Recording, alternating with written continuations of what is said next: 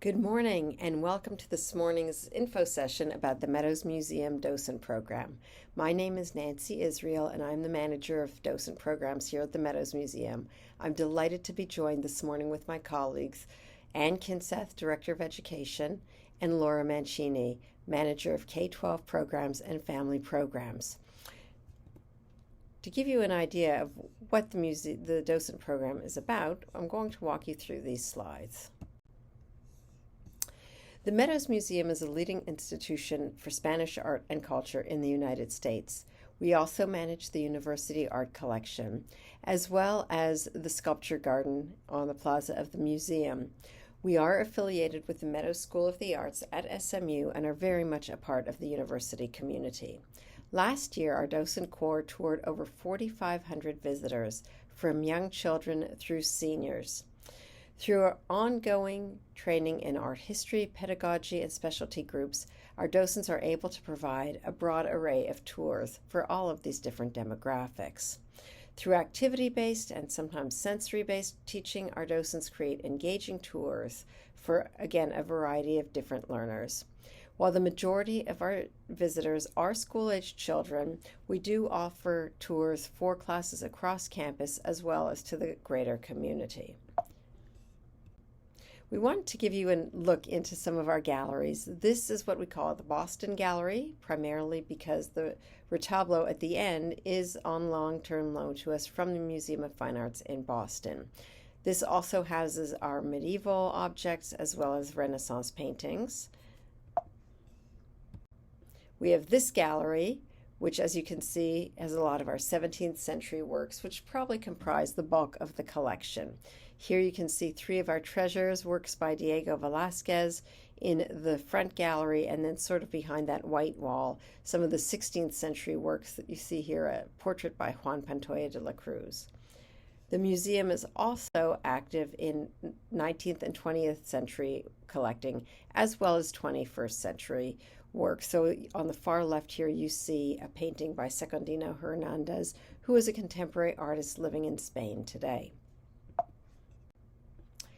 Now, when do we do trainings? All docent training is on Monday mornings through the academic school year. So this year it will begin on August 28th and run through May 7th. Trainings are from 10:15 to about 11:30 on Monday morning in the Bob Smith Auditorium at the museum. Additional specialized trainings augment this, and these are about 1 or 2 semester. And by specialized training, we talk about our activity-based trainings and working with different groups, such as blind and low vision groups, hearing impaired groups, etc. Docents in training will receive an additional training, which will be Thursday mornings from 10:15 a.m. to 11:30 a.m., and these will be in our studio. These will be conducted in the fall from mid-October until early December, and in the spring it will also be a roughly 6-week period. Our fall training for new docents will begin on October 19th and again continue through December 7th. Docents in training are also required to shadow 3 to 5 tours per month, and these are led by our active docents or more experienced docents. It's going to be a lot of information coming at you at the beginning, but there will be no grades and no tests, so you're safe there. Now, how do we do all this? We currently have about 45 active docents, many of whom have been with the museum for well over 15 years.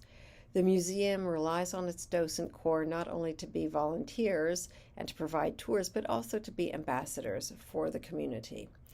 In addition to school-aged children, as I mentioned, we offer the Connections program, which works with patients who have early onset dementia and their caregivers. And for this, we do have a trained instructor, Dr. Beatriz Galaban, who works with this population, but we do have our docents helping with these programs, and some of them have been with the program since its inception about 12 years ago. The museum offers training, again, work with a variety of populations. Administratively, we work through an online platform called Canvas. We'll get you set up in it. It has everything you need to know about the docent program. It's got the training calendar. It's got resources about the collection. It's got videos of all of our trainings, which, as I mentioned, we do record every single week when permissible. Sometimes scholars prefer not to be recorded, but when they do, we record them and we put it up on our Docent page YouTube channel. The way we sign up is through Sign Up Genius. It's a very popular portal that many of you have probably used in other volunteer organizations. Docents have to be able to use email in order to communicate with teachers. And then finally, a question that we sometimes get is, do you need to speak Spanish? No. Anyone can be a docent. However, it is incredibly helpful to have Spanish speakers. We get requests for Spanish language tours on a regular basis. So if you speak Spanish, we would love to know that, and that would be particularly helpful. Now, why do we do this? We do it because in addition to sharing a love of art, our docents make wonderful friends. And so it's just a fun social community as well as a very important asset to the museum. It's a very meaningful way to give back to the community. And it provides a deep look into the museum's collection as well as an opportunity to get to know our museum staff. The Docent program also offers continuing education provided by leading scholars from around the world. On occasion, if they're in Europe, for example, and we can't bring them here for a docent training, we will do that via Zoom. Most of our programs we prefer to do in person, but certainly if there's somebody wonderful we can hear from, we're happy to do this via Zoom. And docents, of course, get a small group preview of every exhibition that we have, which is another wonderful perk. Now, what's the commitment for a docent in training? Accepted docents will undergo a background check done through SMU, and this is a requirement, again, for most volunteer organizations at this point, particularly those who work with children. We do ask for a significant time commitment of about 4 to 5 hours per week. And this covers both your trainings as well as shadowing other docents. We know it's a lot. We know people travel. So if there's a week you're out of town, that's fine. Don't sweat it. We just want you to know that by and large, there is a kind of a large commitment. We do also hope that you'll stick to the program for 3 to 5 years at the completion once you're a full-fledged docent, which will be at the end of the first year. After you're a full-fledged docent, the commitment is about 3 hours a week. And again, one of those hours is in docent training.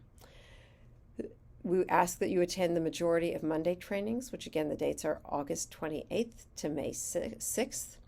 We ask that you attend a majority of Thursday trainings. Again, the fall, it will be October 19th through December 7th, and these will focus on art history.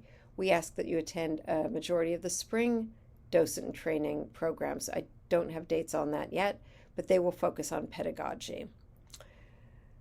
The purpose of shadowing experienced docents is that because no two docents give the same tour. These are not scripted tours, and so docents are providing the same information but might provide a different emphasis or have a different form of activity to go with each program.